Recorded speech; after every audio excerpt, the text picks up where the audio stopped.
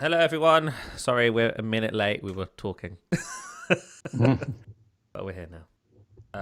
So yeah, I'm ready to start when you are. Okay, hopefully Jasmine here won't be knocking my microphone. She's apparently demanding cuddles at this point in the day. All right, stop. All right, I am now recording. I'm now recording. Three, two, one. Welcome to the Windows Central Podcast, episode 359 for March 6th, 2025. Hey everyone, Dino Rubino here, joined with Zac Bowden for another exciting episode of the Windows Central Podcast this week. We're going to be ironically talking about how Skype is dead while using Skype.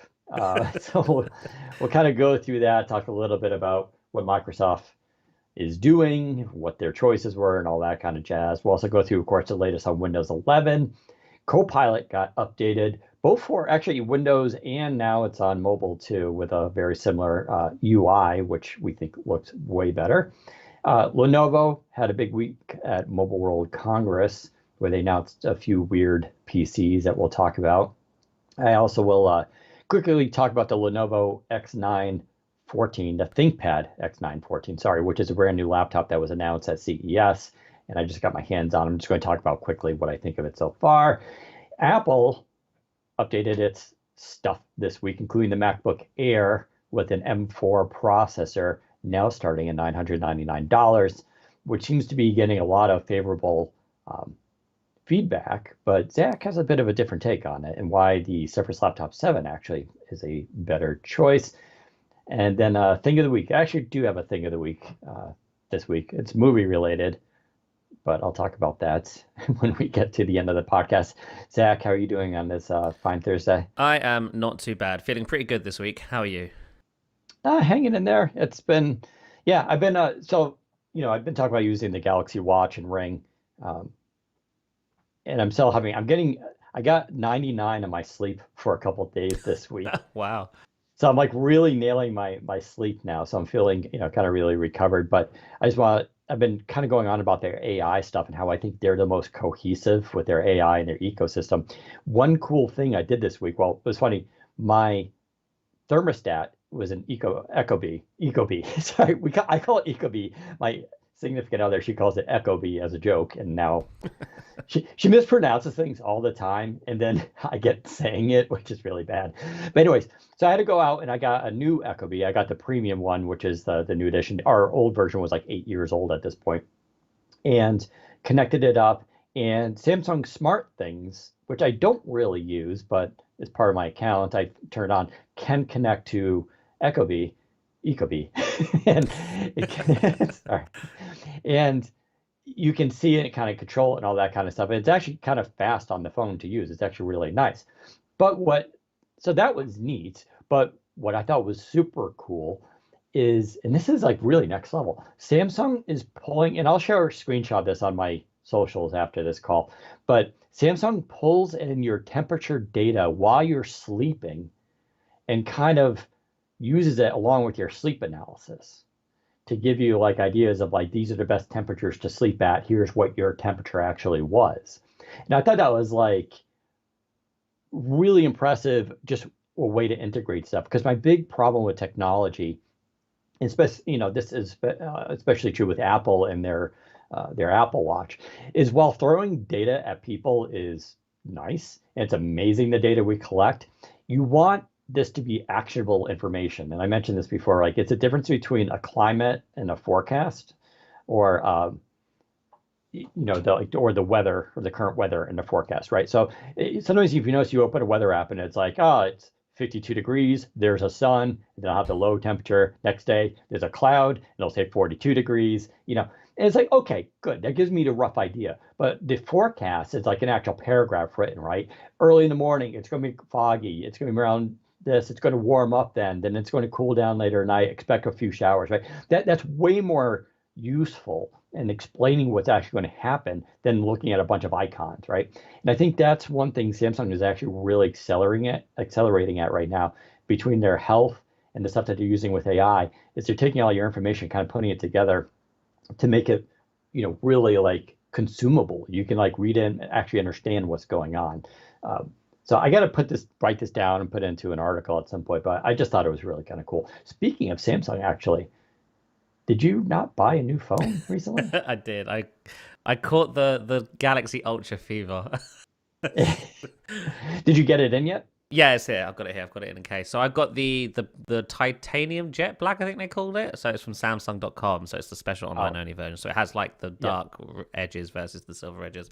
I really like it. I knew I would. I knew I would. It literally, Dan's right. It's just like a big Lumia 930. And the Lumia 930 was my favorite Lumia of all time, even more so than the Lumia 1520. Actually, no, technically the Lumia 95 was my ultimate favorite, but the 930 was a close second. So yeah, it really does feel like a Lumia 930. And yeah, One UI these days is pretty great. This really nice. screen is incredible. It might be the best display I've ever seen on a phone.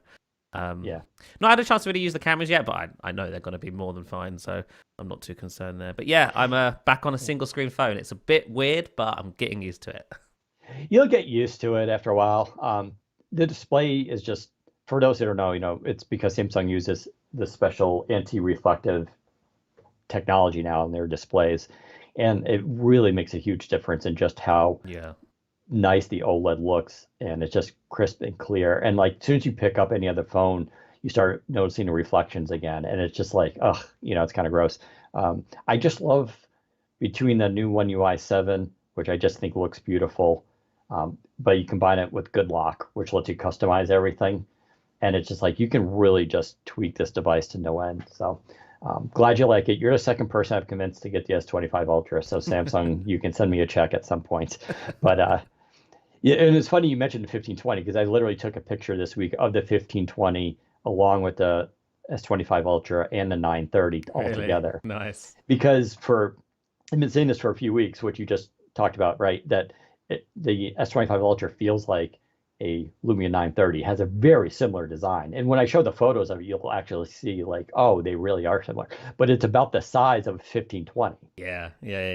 So it's the best of both worlds. It's the best of both worlds, right? And I know people are like, yeah, but it's Android. Okay, fair, right? But what are we going to do about that? We can't fix it. But if you do put on, was it Launcher 10? Or yeah, that's the one that makes it look like a Windows phone again. If you do that, which I just downloaded it, I haven't set it up yet because it's a thing, right? You got to set it up. But if you do that, like I'm telling you, this thing is going to be like a giant Lumia 930, like in 2025. It's not perfect, but it's as close as you're going to get, and I think it's a pretty good, substitute considering. But anywho, we'll talk about that more next time. Let's go on to Skype, the big news. So this actually happened right after our podcast last week, which is why we didn't talk about it. But for those who, every time we use Skype or talk about Skype, people are like, it's still around? Well, not for much longer, apparently. So, Zach, why don't you walk us through the news here, and we can then talk about the results. Yeah, so this has kind of been a long time coming, because, I mean, we've been talking about, come on, Microsoft must be gearing up to kill Skype soon, right? Because let's consider what they have on the market. They have Microsoft Teams, both enterprise and a consumer version, which I'm sure they'd like to get people using. They've also got GroupMe, and they've also got email, and they've basically just got everything. And over the pandemic, with Skype sort of falling by the wayside there, it seemed like this was inevitable. And announced last Friday, via a leak, actually, someone spotted a bit of code, a string of text in the latest Skype for Windows preview, or maybe it was Skype for Android, one of the two, which said, starting May 2025, Skype will no longer be available. So Microsoft sort of leaks their own announcement ahead of time. But yes, on the Friday last week, Microsoft did confirm that, they are planning to shut down Skype on May 5th, 2025, after 23 years, I believe, of being online, and after 14 years of Microsoft owning it. So for those that know the history, Skype sort of started as its own independent VoIP thing back in, I want to say 2003, I think it was, something like that. I believe it was acquired by a company before Microsoft acquired it. Yes. Don't remember the name of that company. Don't really care. But Microsoft acquired it in 2011 for about $8 billion, I think $8.5 billion.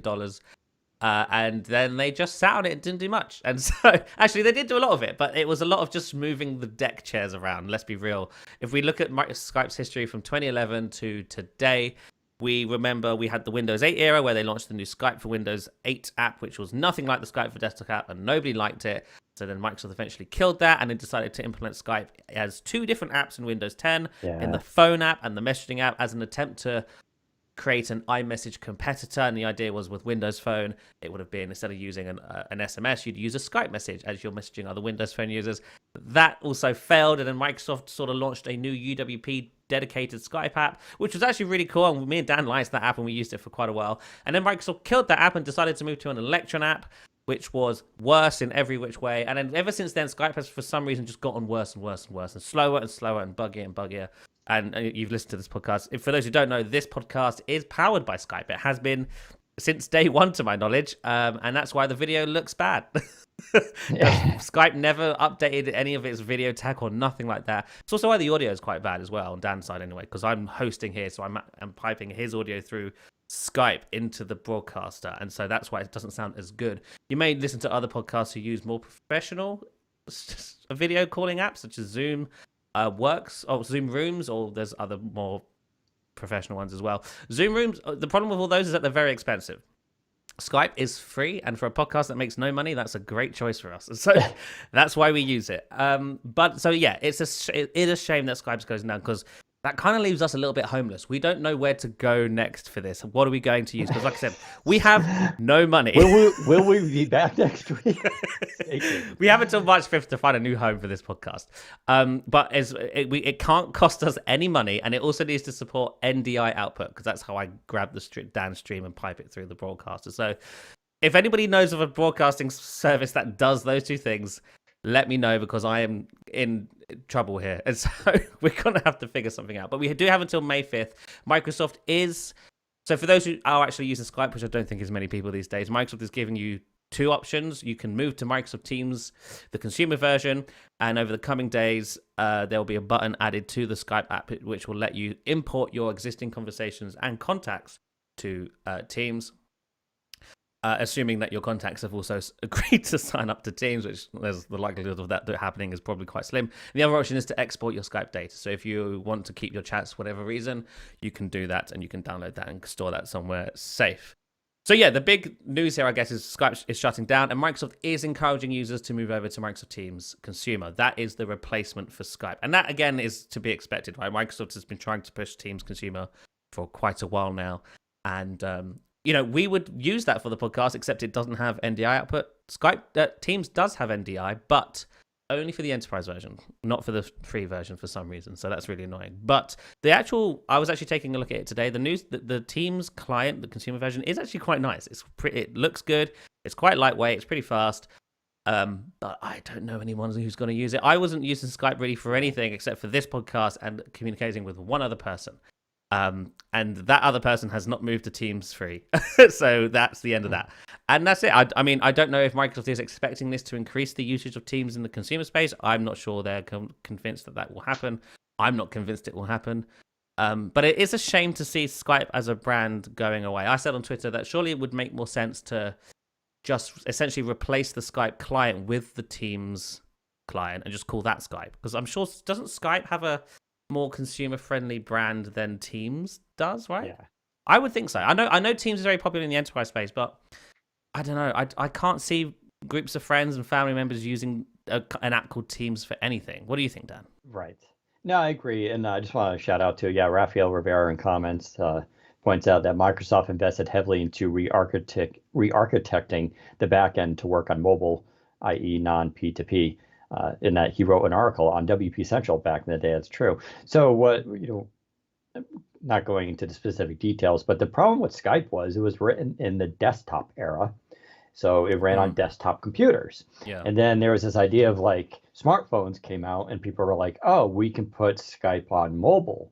And they could, but it wasn't built for that. So the connections it would use to try to stay online all the time would drain your battery big time. And so it wasn't ideal to use, but you can still use it to make video calls or call people around the world for free. And that's where a lot of people use Skype for, is people who, especially United States, who have friends and family overseas. It was a quick way to make a free international call, as well as having video, right? And so that was kind of the benefit. But the Microsoft did have to re-architect the entire back end to make it ideal for mobile. This reminds me a lot of back in the days with email was SMTP, and I forget the other version, but there were two types of email. One was push and the other one wasn't. So you used to have to go fetch the That's email, right. which was battery. That was battery efficient. And then there was one that was a push email, where as soon as the message came in, you got a notification. So for those who don't know, back in the day when you had a smartphone, you didn't know you had new mail. You just had to open the app and go refresh, and then it would go and pull down the messages. And then people used to pay for an exchange server, which did have the ability to push email.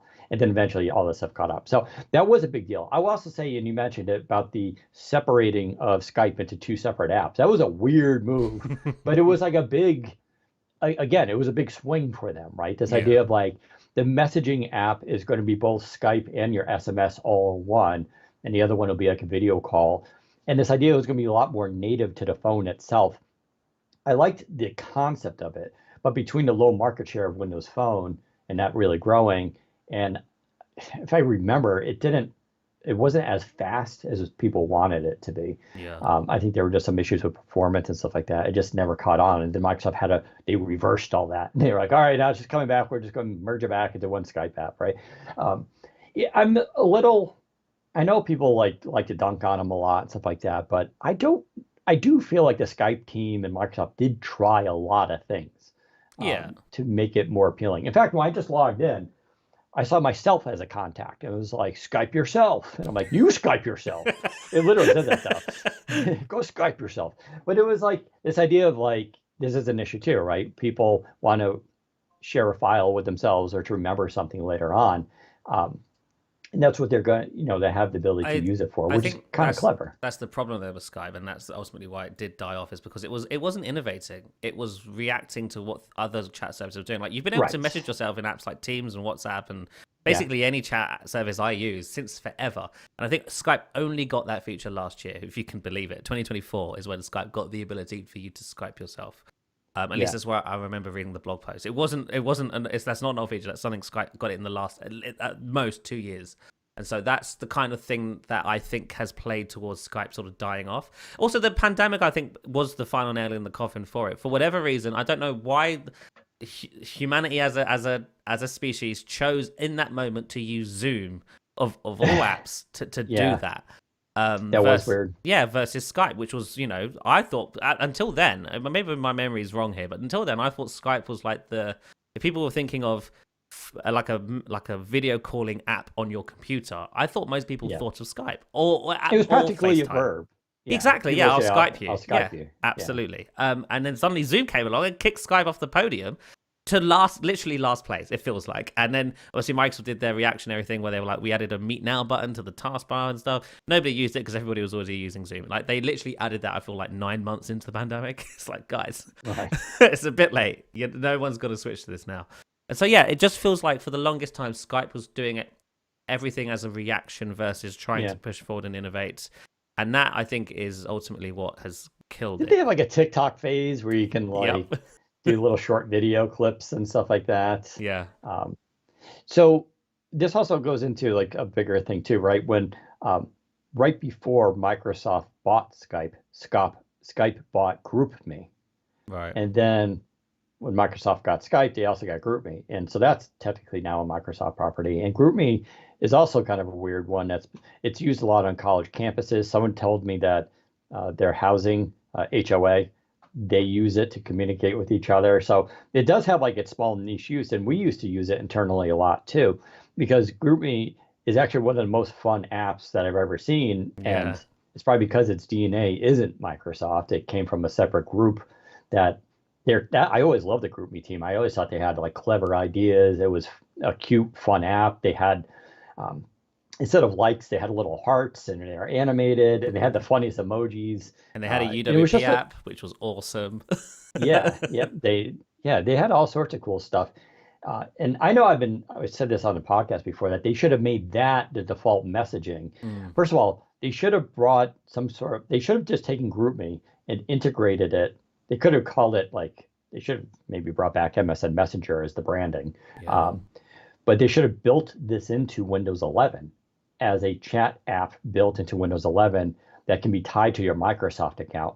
So anyone that has Windows 11, which we all know requires usually a Microsoft account to log into, you could automatically have that populate with your other friends and family who are using a Windows 11 PC, which is a lot of people, right? It would be a cool way so you can direct message people. You can nudge them. That was a big thing with MSN back in the day. You can make their little messenger vibrate on screen to get their attention. Yeah. You'd be able to just send them files quickly. You could do a voice call. You could do a video call, share files. Like that should have been like just a thing built into the taskbar. And I don't know if it would have caught on, but it feels to me like that was just a natural thing that they should have at least tried. And it would have been like a much more, and then because it would have made more sense than if you have that, and then you have the mobile app, because then you can use, I can take that with me on the go, right? So they did try it with Teams, didn't they, with the original version of Windows 11? But I think the big mistake there was that they used Teams. Teams, yeah, that was always like such like that was always, we were never on board with that. It was like, really, like, because Teams is like Slack, and like you don't think of like Slack as like, I'm going to use that with friends and family. Like you can, but there's already Discord, which has that market for consumer. It's like they needed just a different angle. And the Teams fallback idea is terrible. It's just no one in consumer is going to ever use Teams. Like no one likes it. Which is why I'm baffled that they're still trying to push it even now with the death of Skype. They're They're trying to push people to Teams. It's not going to happen. It's just stop trying to make Teams happen. It's not going to happen. It's successful in the enterprise space, as is often the case with Microsoft. It's not going to work in the consumer space. It's another example of Microsoft. The worst thing is, well, go on. If they just had called it something else, literally anything, it would have been great. At least it would have felt like a better, like more interesting service. Like they just could have called it Microsoft Connect, right? Because conceptually it's a neat app. It's not sure you can do messaging, you can do video calls, but you can also like share location, you can share files, you can share a calendar. Yep. Like there is stuff in there that does make sense, but they called it Teams, and it's just like people are going to associate it with like the thing I use at work. Yeah, it's like, now I'm gonna have two teams. It's just like they should have just called it something else, given it a different color. I don't know, Microsoft Blue, since they like to use blue all the time. And if they'd done that, given a different kind of look, I think they could have sold it better. Yeah. But because it was Teams, and it's just like, I'm going to associate this with work. I don't want to do that. It's another perfect example of Microsoft failing to understand the consumer market. Right. It's literally. You know what? I think it's a combination of that, and I think it's groups within Microsoft who like make internal arguments for their teams, right? Like, we got this, we can do it. Here's our presentation. We think we can do it. Yeah. And it's just like, it's a weird hubris combined with complete ignorance of the consumer market and how people actually operate. I think you're spot on there. And it is a crying shame because, like I said, Microsoft did have popular chat apps at one point. MSN, Skype. Skype had millions of users at one point. It was worth $8 billion. Like, come on. And, to be fair, we can't say it was a wasted venture for Microsoft because they have taken that tech and implemented it and used it. So, like, Teams today is basically built off the backbone of Skype. So it has benefited them long term. But as end users, it certainly hasn't. And especially if you're somebody who's still using Skype to this day, you're probably feeling a little bit hard done. But I mean, like us, we literally use it for this podcast. And now we are stuck and we have to find a new home to continue doing this podcast. It is a pain in the backside, and it's so annoying because if Microsoft was just better at being a consumer company, stuff like this wouldn't happen. We'd probably be using MSN right now because even if they just cloned and copied FaceTime, it would have been something. It would have been, people would have been at least familiar with that as a concept, as its execution, even if its look, its bar. They could have called it something else, of course, right? But at least conceptually, it would have been like, what's the, because I asked you this, what's the equivalent of FaceTime on Windows and mobile? There really isn't. You could say Skype, but it's not. Yeah. And so it's like but had they even just blatantly copied it, I think that would have helped a lot. So. Yeah. Unfortunately, there's nothing we can do about it. Oh yeah, and the other point, we talked about the using Skype as a verb. Like that is when there's a double-edged sword to when your brand name becomes like a verb, because it can become so diluted, like Xerox, that you could actually lose the IP for it. That's right. Yeah. It's called like genrecide, I think it's called, Hmm. which is really interesting. Uh, but it takes a long time to get there. But when your brand becomes synonymous with the thing, so people say, I'll Skype you, like that's sort of the holy grail of Yeah. like marketing, right? It's just like it's you become so synonymous, you're just now a verb in the lexicon. And it's like, and they still kind of, yeah, squandered that. I So think saying to someone these days, "I'll Skype you," really ages you because obviously that's a. I haven't sure. heard anyone say But they that would in a get they long would time. understand, well, They maybe would not understand. like Gen Maybe not Z, kids, but yeah, but yeah. anyone like a decade above and below us, I think would understand it. I think. Yes. Yeah, I agree. But yeah. Do you know if Google has lost its IP then? Because Google's the big one, right? Everyone says Google just for generic internet search. No, but this is why companies will correct you in PR and stuff That's like right. that. They'll Yeah, yeah, send yeah. you like, I did a Google please don't do search. this. Yeah, these companies I do actively try to dissuade you from using their names, their IP as brand names. Although, you mentioned Google, which is kind of funny too, because they're not completely absolved of this as well. So they have like Google Meet, they have Google Chat, Yeah, uh, that's true. and they've been all over the place with that stuff for years, Yeah. right? And they had these other servers, that one from Brazil, I think that they bought. And then they have Google Voice, which is Yeah. Google Voice is their Skype. Let's Hmm. let's be absolutely honest, because I still have Google Voice, but that thing has been on life support for like a decade, and it's just like they don't promote it, they don't talk about it. The only reason it's still there is because so many people still have a number with it that's associated. I was gonna say that one of the, I guess Google Voice, I guess copied. I don't know which came first. I think Skype did, but one of the unique features Skype had in its heyday was you was able to buy a real Phone phone number, number, and you could yeah, phone landlines and actual phone numbers, and that was a big selling point of Skype yep, at the time, because no other VoIP platform really did that. Because obviously mhm, VoIP was like internet into internet, but you couldn't call a mobile phone or you couldn't call a yep. landline, but Skype allowed you to do that, and that was a big deal. So you could basically buy a number, use it as like a real phone number. People could call it, and you could call people, and you have Skype credits and stuff. And that lasted until I think last year. Microsoft started shutting that down last year, and that was, I think, the big sign that Skype was on live support, because that was how Skype made money. And then Yeah. last year they also announced that they were removing ads from the app and stuff, and I was like, oh, this is bad news. Yeah, remember the chatbot phase that they went through? Yeah. Oh my god, 2017. Yes, bots everywhere and Skype, and I was like, no, delete. Of course, they put Copilot in there too. Yeah, I saw that they put that in there last year, and even that didn't save it. So that's how you know. I don't see how it could have. No, yeah. It's this idea like I'm just going to hang out in Skype. The chatbot thing, we talked about that when that happened. The reason they did that was because that style of app is huge in Asia. Yes. Yep. It's like an everything app, and that's what they were like. Oh, maybe we can do that. And but the chat bot style just never caught on That was to. that But was I the was good. same era as Tay AI. Do you remember Tay, the Oh racist yeah, right. Microsoft chatbot that was on Twitter and stuff? Yeah, That was yeah, a fun time. That was the very early days of AI. yep. Yeah, I mean they did try things, but yeah, with Google and Google Voice, it's just like I don't. They could have done much more with that, but that thing hasn't been updated in forever. It's in no way integrated with Android. Um, yeah, you can still make it a default call app, I guess, but that's about it. So, yeah, the stuff is hard. There's no doubt about it, but The I only don't know how company much. doing it right seems to be Apple. Dude, and people who get an iPhone and use FaceTime, that's the reason why they They often love stick it. with it. Yeah. Because they have family on FaceTime and it's just so much easier to do. Yeah, just is.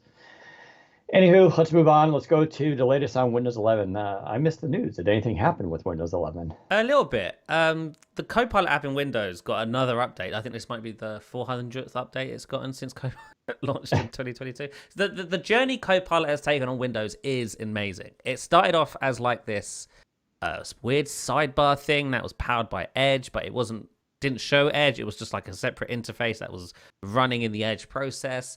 And then it became an actual web app that was like using the Edge web app sort of engine to do that, and that was an interesting time. And then there was a moment where it was like in the corner of the taskbar, then it wasn't in the corner of the taskbar, and then and then they redid the web app as a different app with the new UI and stuff, and then they did another UI on top of that, and then it was like, okay, this is what is Copilot in Windows. At one point it could do things Cortana could do, like control dark mode and turn Bluetooth on and off, and then it couldn't, and then And then this week, it got updated again. And this week is the best update yet because they finally put some effort in and turned it into a real Windows app. And what I mean by that is it's now using a native Windows UI framework. To my knowledge, WinUI 3, or one version of WinUI. And that's awesome because native Windows apps are better than web apps. I'll always say this. Web apps are great when it's, the only choice. But Microsoft really should be, putting Copilot up on a pedestal for Windows and trying to make it look and feel native and beautiful to the platform. And it now is beginning to do so. There are some issues with it, which we'll get through, but I want to just sort of read the blog post here to give you the overview of what they actually did change. So they said native XAML app and a new UI, which includes a new side panel where you can easily start a conversation and see your conversation history. You can now ask questions about your PC, like how do I set up Bluetooth headsets on this device? And Copilot provides information tailored to your current version of Windows. And that's the only two notable things in the changelog. But the new UI is a big deal. So it looks like the web app, but it's using native Windows UI elements, which is super appreciated. The app now launches a lot faster as well, at least on my system. And yeah, it is an interesting looking app because, like I said, it still looks like the web app. And if you've used Copilot on the web, that doesn't really look like anything Windows is doing. And so this is one of those rare instances where it's using the native Windows UI framework, but bending it to look a bit different. And I actually kind of like it. It's using a different font and stuff, and the lots of the corners on boxes and stuff are more rounded, and it is an interesting looking app. I think we're in one of those transition phases where Microsoft is starting to sort of move its design language forward. And I think Copilot's probably where they're trying to go. And so we're going to see this across Windows in other places as well. Like if you take a look at Click to Do and Windows Recall, those apps sort of look more like this app, in my opinion. And so I think this is just the start of this sort of transition to an updated version of Fluent design. But I like it. I really do like it. And like I said, it just feels a lot nicer to use. It's far smoother to use. It doesn't take as long to get to interfaces because, the old web app was just really bad at that. It is overall a really nice update. Now, Microsoft does mention that it can now do things like, how do I set up Bluetooth headset device? Except it can't. So the old version of Copilot from back in 2023 time, you could type in turn on Bluetooth or turn off Bluetooth, and it would do it. Well, then Microsoft removed that feature and hasn't brought it back. And this new version of Copilot still doesn't do it. They're advertising the ability to ask it a question and then it goes to the internet and provides you an answer, which it's always been able to do this. I'm guessing they're highlighting that it will be tailored to your current version of Windows. Great. I guess now the information would be slightly more accurate if it wasn't already fully accurate, because let's be real, how often does adding a Bluetooth device to your PC change in new versions of Windows? I don't know. But yeah, so now you can be like, hey, how do I add a Bluetooth device? And it'll look on the web and give you a list, a step-by-step guide on how to do it, which is ridiculous. I don't know why it can't just do it for you. This is the whole point of AI. It's supposed to be able to do things for you, and this is a poor example of that. But I can't complain because it's now got a native UI and it looks really nice, and so I'm happy. Have you tried this, Dan? You probably wouldn't have noticed unless someone pointed it out. Or did you notice? Yeah, no, I mean, I'm glad you did point it out, but then I went to the store, and so I'm on release preview on most of my devices, which I've said over and over again. If you're, using Windows, that hopping onto release preview, you should all do it because you often get access to the early apps through the Microsoft Store, which is pretty cool. But yeah, I've been using it. I said before, I'm a huge fan of Copilot. I use it as my kind of default AI. I still do have Gemini Pro because it came with the S25 Ultra for like 6 months. I do compare and contrast them. It's interesting, but I will say that they both have their pros in certain directions and they both have their cons in certain directions. Like sometimes I asked questions and they both gave the wrong answer, but they were wrong in different ways, right? Which was kind of fun. But the approach that they're taking with Copilot now is different, obviously, than when it was Bing Chat and everything, right? They knew they were on something big, and so they were quickly, okay, we got to wrap this up and put it into something, right? And so it was heavily linked with Bing, and now they kind of separated it out from there. The new strategy with the new CEO of AI at Microsoft is it's a much more slow and deliberate strategy. So they're taking their time with things, which can be frustrating because, yeah, you pointed out like it can't do stuff like, fix my Bluetooth or whatever. I'm sure that stuff will be coming, but they're definitely building it out a lot more slow. Like this new version of Copilot, I think it's a beautiful looking app. I think it's way better looking than Gemini. I really enjoy the way it looks and how simple and clean it is. But it's obvious that it's missing many features that the previous version had too. Mm. I think they're going to be bringing those back. I'm very confident they will, but it's going to be more on their own time frame and probably slower than what we'd like.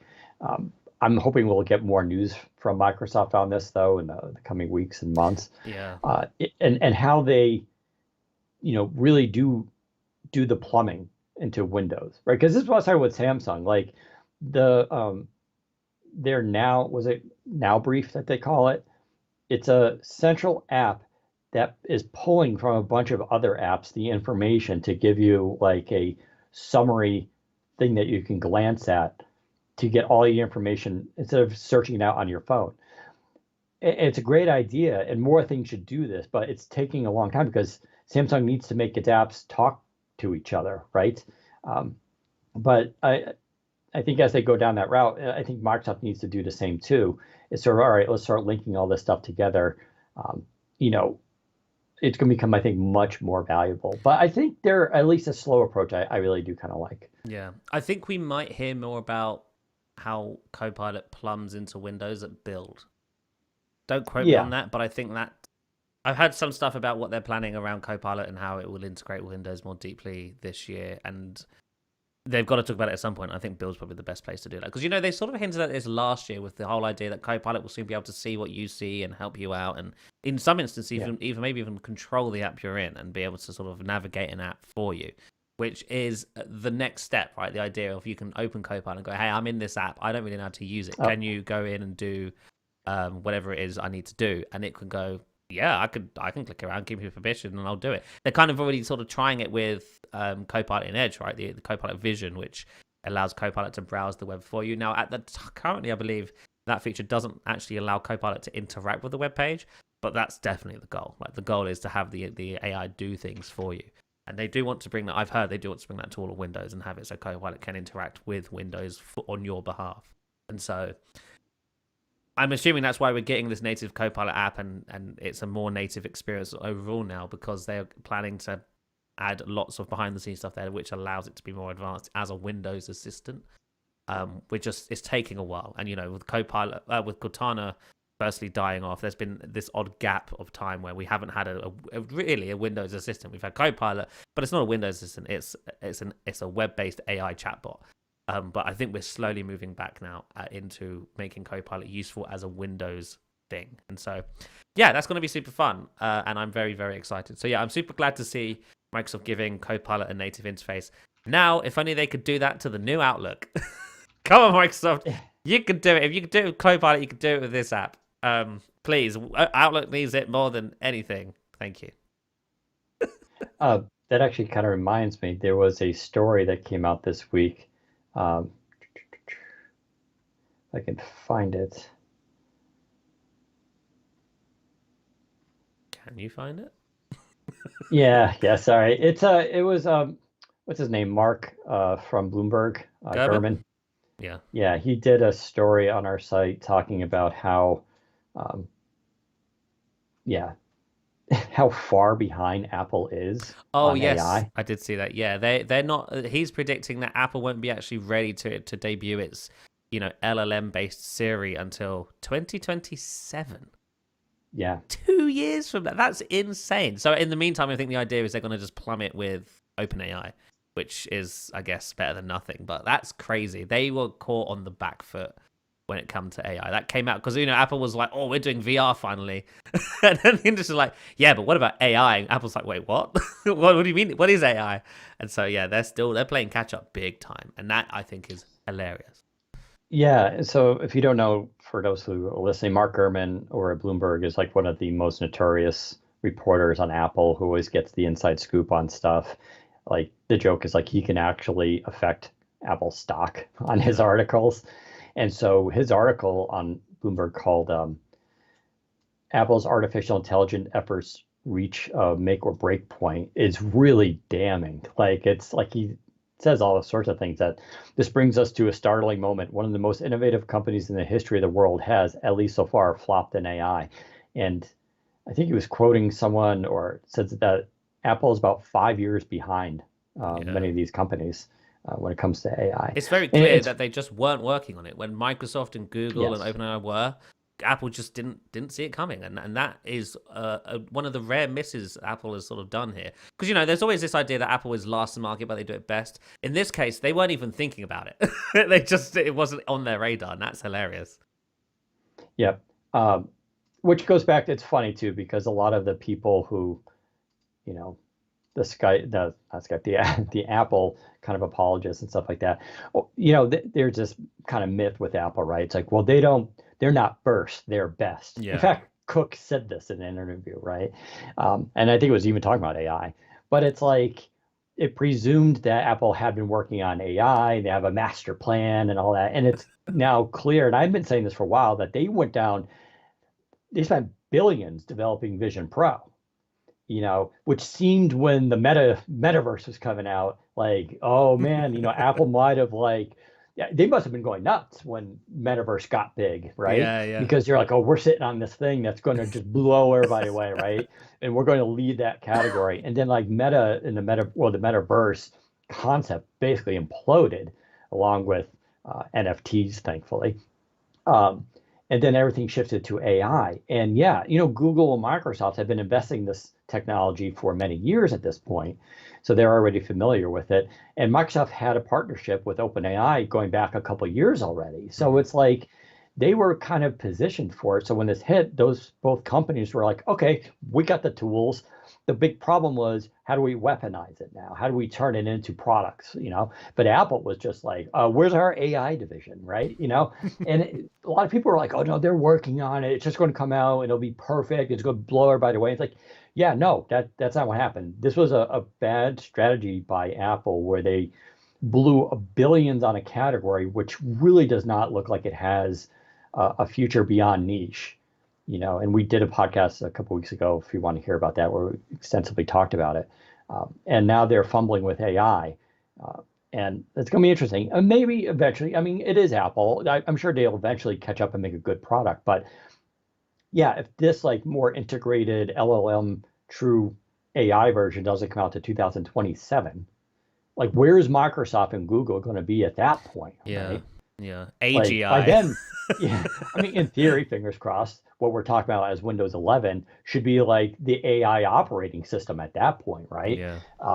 In fact, I'm curious if Microsoft is planning to brand it like the first AI operating system, which to me would seem like a really kind of smart thing. Sure, people might roll their eyes at it, but if it's true and they can do that, I think it's a really big marketing ploy. So. Yeah, poor Apple. Hopefully, by the time Apple's ready, AI will be dead and we'll be on to something else. Yeah, right. Yeah, 2 years from now, like, oh, AI was just a fad. Just a No, fad, that yeah. didn't go anywhere. Yeah, I don't know. Two years from now, AI is gonna be really super interesting. And you're right. Let's pay attention to build. I think we'll see some more stuff with Copilot. For years, the initial plan I had heard with Copilot too was this idea that other AI systems will be able to plug into the back end of Copilot, so it would be almost like a universal face for other chat systems. Uh, I'm curious if that's going to be the case, if they're still kind of working on some idea with that. I bet that doesn't happen. Yeah. Oh, well, didn't Alexa kind of do that? I thought. I don't think so. Um, I could be wrong, but I don't think so. yeah. No, they should. So anyway, but that is the Copilot stuff. Yeah, I'm real happy with the progress they're doing. I think this more slow, deliberative approach. I still use Copilot. I said it before. I use it like 20 times a day. Maybe it's just because I'm stupid, but I'm clearly asking. Like today, we're in our hardware meeting, and we're looking at photos of Bill Gates and The Rock from 2001, and like where people are like, what resolution is it? Because like, and then the question came up like, was that a digital photo? And I'm like, I don't think like quality DSLR digital cameras were really out there. So then I'm asking Copilot all these questions, and it's just like giving me all these answers in history. It's just like, I feel like people who use search, I think you're weird, man. Like, why would you go into search and just get a list of sites that you now have to go and read? versus asking AI. Now, of course, there's the issue with AI with accuracy, but at least I like how Microsoft gives clear citations to things. Mm. I almost always do open the link and go read further and can kind of verify the information myself, but I don't find it wrong very often. So I don't know. Let's let's see. Hopefully, Microsoft continues going down this road. Let's move on to Lenovo has more weird PCs on the way. So this is kind of fun. Lenovo, we talked about this actually too a couple weeks ago with Surface when Zac ran a story talking about this Surface division as the weird experimental group seems to be on ice. And now they're focusing more on traditional form factors and just really kind of nailing that experience. But yet Lenovo seems to, I don't want to say necessarily picked up because they were kind of always there, but they've now taken those sort of lead because Microsoft isn't with innovation in the PC space with creating concept devices, some of which come to market. One of those being the new Lenovo laptop that has a rollable display. So it looks like a normal laptop, and then you hit a button where like you wave your hand in front of it, and then the display will literally like motorize, go vertical. It raises up and it pulls the display out from the computer itself to give you a tall display. And that was shown as a concept at CES a couple of years ago, and then they said, "Oh no, it's coming to market this year." So that's coming out. This new one that they showed is so the problem with a rollable display that is also motorized is, as you can imagine, cost, right? So they look like they're coming out with another version called the ThinkBook Flip. And what's interesting about it is it's similar. It gives you a tall display, but it's a foldable display.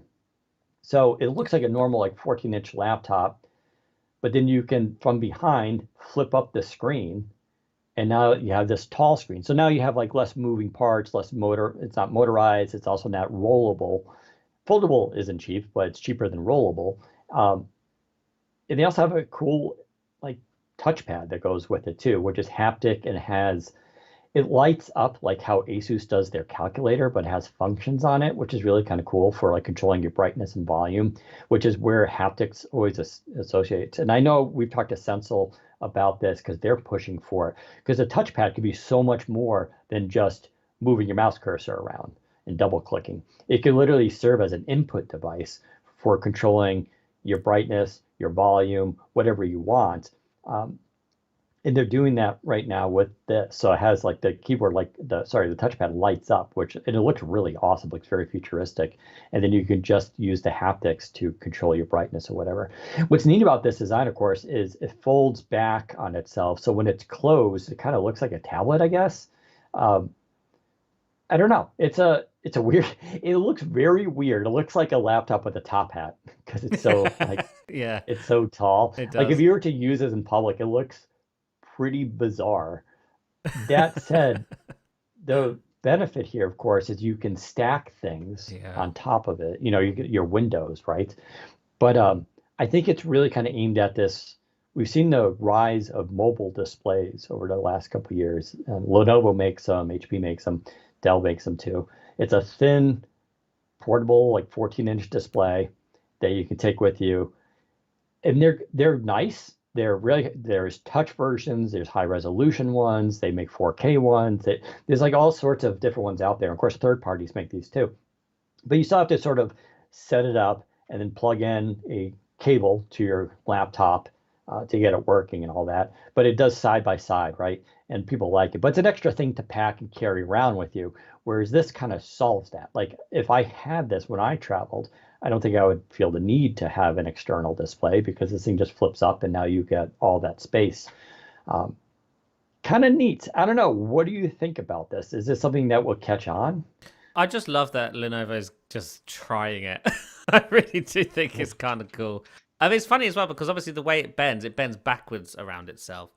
You can kind of do like the tent mode that the Surface Neo was kind of advertised as being able to do, where you could have a screen on one side and a screen on the other side, and you could have like two people doing two different things at once, which is kind of cool. I don't know if I would buy this. Again, I don't see. I'm not super like I'm not watching lots of data on my laptop. I'm usually just writing, and I guess technically Word would look good on this screen, but I don't really need to see 2 whole pages at once, I'm probably okay with just seeing the one that normal laptops can provide you.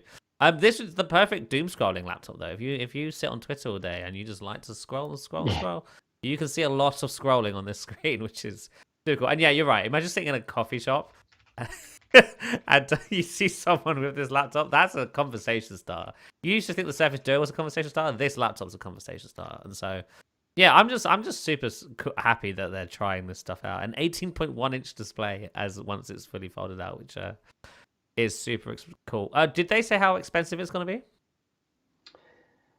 I don't know. Let me see if I can quickly find it. Because I'm assuming it won't be cheap. But that said, I was actually surprised at how cheap the Yoga Slim 9i is, the Gen 10, which was a review went up this week. We can probably talk a bit about that as well. Yeah. That's only $1,900, which is a lot of money. Don't get me wrong, I'm not saying that's cheap, but for what that laptop is, I thought it would be more expensive. I was expecting maybe like 2.2K, maybe 2.5K, but $1,900. So that's a deal. I'll buy that. Yeah, this will probably obviously be more than that. I imagine this will be in the 2000 range, but I believe the one with the rollable display is like $3,400. Yeah, but that's the motorized component. Someone, I'm assuming, right? Yeah, and these things will come in price. We always talk about the Lenovo pricing structure is always hilarious. They come out with a price when a device comes out, it's like super high. Everybody rolls their eyes. Then a couple of weeks or months later, it's like $500 off. So I think it's neat. They've clearly thought about it. It has a lot of like cool other functions in it. I think one of the neat things. Oh yeah, the share mode is kind of interesting, right? So that's when it's rolled back, so someone could see your display. So it's good for meetings, right? Yeah. If you're presenting something, yeah. So it'd be kind of cool for that. Yeah, I think it's. I don't know. The other thing was it's not like top heavy, which is weird. Because you would think that something with that tall of a display, like it'd be rocking back and forth, which obviously would be something I would imagine they would try to fix, and they apparently did fix because it doesn't do that. It stays stable. It only weighs 3.1 pounds, which is kind of heavy for like a 14-inch kind of laptop, or a 13-inch laptop, I should say. Well, technically, it's an 18-inch laptop down, so. Yeah, I was going to say, but considering what it does, it turns into. Yeah, and then it's still, what's neat is when it closes, the outside display is basically the lid. So now it's basically a thick tablet. Interesting. That's got to be a durability concern, right? Because what if you drop something on it? It's like the display's screwed. Yeah, it's funny. I don't really see any photos of people using it as a tablet, although I'm sure. I bet that feature's not working yet. But it will do that when it's ready, but it doesn't do it yet. But yeah, I mean, it's definitely the first reimagining of what a 2-in-1 could be. Yeah. And I think that's a really neat thing, right? It sets a standard for this, and they're kind of the only company doing it. So I'm excited about trying this or the other one with the rollable display, which is a little bit more fancy. But yeah, I think, another thing we've always talked about in this podcast, like I'm sitting behind like a 32-inch or 34-inch 6K display. Like when I switch to a laptop, it's always a bit jarring because of that. And I have a secondary 27-inch display on the side. Yeah. And having more screen real estate is like a challenge. People always want to see more because of multitasking.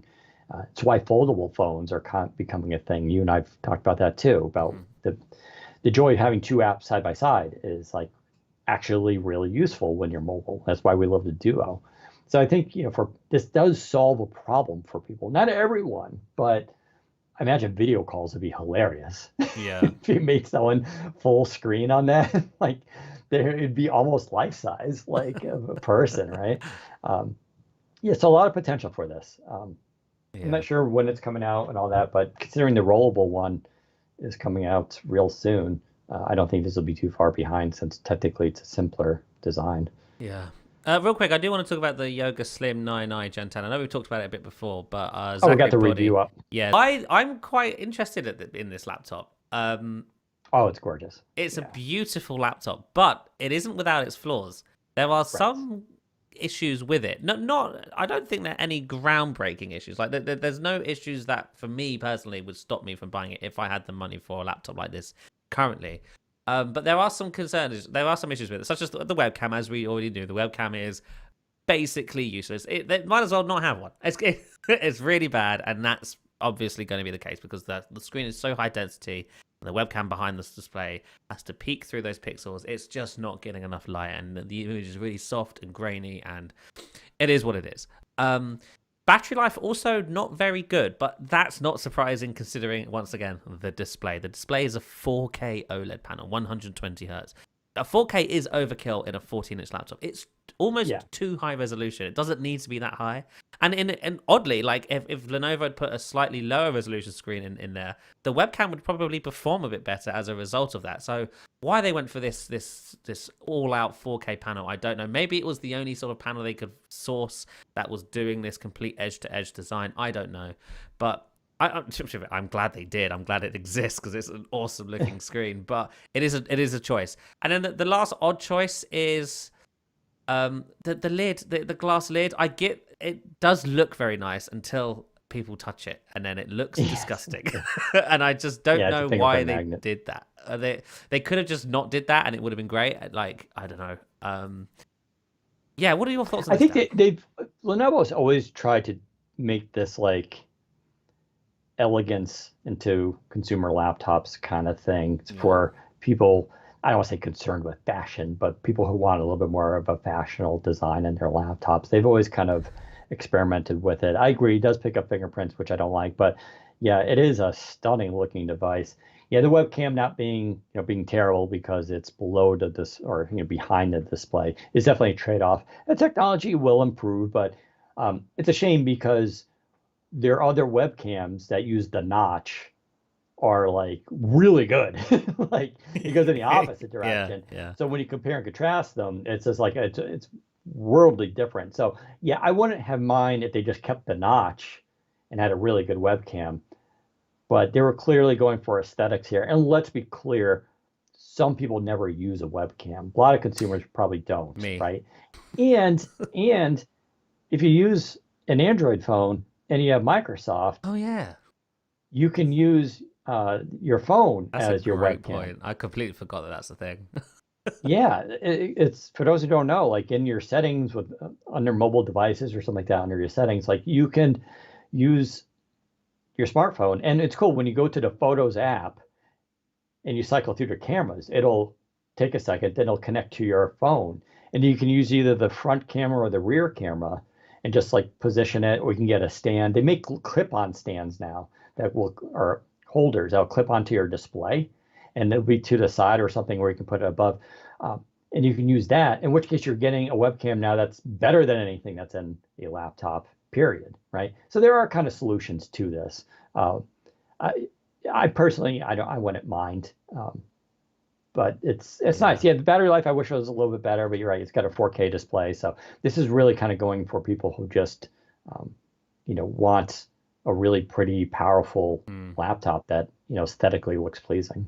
The biggest thing this laptop does wrong is no haptic trackpad, so it's in the trash for me. Like literally, everything falls down because the trackpad isn't haptic. Sorry, Lenovo, this needed a haptic trackpad for the price. Put a haptic trackpad in there. I'm guessing it's for the battery, right? They needed a bigger battery. It's got a 75 watt-hour battery in it, which is quite big, but it's only getting about 6 hours, which is not great. So yeah, they definitely needed that extra room, and so I see why. Should have had a Snapdragon. I would love to see Microsoft make a laptop Pro in the image of this laptop, but sort of take it step back a bit in regards to the overall like craziness of some of the specs. Like it doesn't need to be a 4K screen. It could be a 3K screen or even a 2.5K screen, and I'd be happy with it. But I like the idea of like the 98% body screen to body ratio design. I like the behind the screen webcam. I do, but it needs a haptic trackpad. The keyboard needs to be centered because Lenovo's doing that thing again where they have it slightly off-centered because they've got that row of additional function keys, which I know it's such a small change, but it throws me off every time. Every time I review a Lenovo laptop and the keys are slightly off, I'm like, I hate this. It's so annoying. But could you see like Microsoft doing a Surface Laptop Pro in the sort of with this idea of like this edge to edge beautiful laptop with a big 14 or 15-inch screen. I would love to see that, because I think that's how you make a new laptop feel futuristic. It's the bezels. Get rid of the bezels, you reduce them as much as you can, and people will be drawn to it. And this is the closest I think Lenovo's gotten so far to like the futuristic laptop. Even so beating like the Dell and the XPS. Remember the Dell XPS, that first XPS with the Infinity Edge, I think they called it, display? That at the time was like so futuristic. Like, wow. And I bought one because of that. I was like, this is great. And now you go back and look at that laptop, it's like, wow, look at those big bezels. Yeah, but yeah, Dell still nails design, right? In fact, the XPS 14 is our best designed laptop. Although I will say the Slim 9i is definitely a contender, or will probably take its place, at least for now, until Dell updates the XPS 14. I will say Lenovo has more interesting concepts coming down the line. They really are like experimenting with wild stuff and new ideas, because they're so massive. They're not afraid to take risks. They know full well going into it that this stuff isn't going to be mainstream right away, but they want to put it out there, get feedback from people, and either change it or manipulate it or improve it for the next version. And they learn from they become very, very, very interested in people's like direct thoughts on their hardware, which I think is a really smart approach. And I know that sounds like, well, shouldn't every company? I would say so, but Lenovo is definitely like going out there and really trying to, use this feedback to influence designs and take risks. And I think that's cool. So speaking of Lenovo, I did get their ThinkPad X14 in a few days ago. So if you don't know what that is, it's because it's literally like the first version of it, I believe. It is a first version. It's a new category of ThinkPad, and it's basically a ThinkPad for millennials or not for boomers. So it's the first ThinkPad that doesn't have a track point system on it. Yay! AKA the red nub, which I can't stand, have no use for, and it drives me nuts because it makes the touchpad smaller if you're going to use a mechanical touchpad.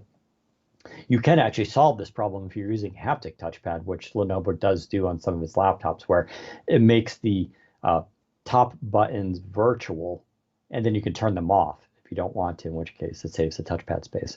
But this actually does have a haptic touchpad, Zach, so you'd be very pleased to know. It's a great touchpad.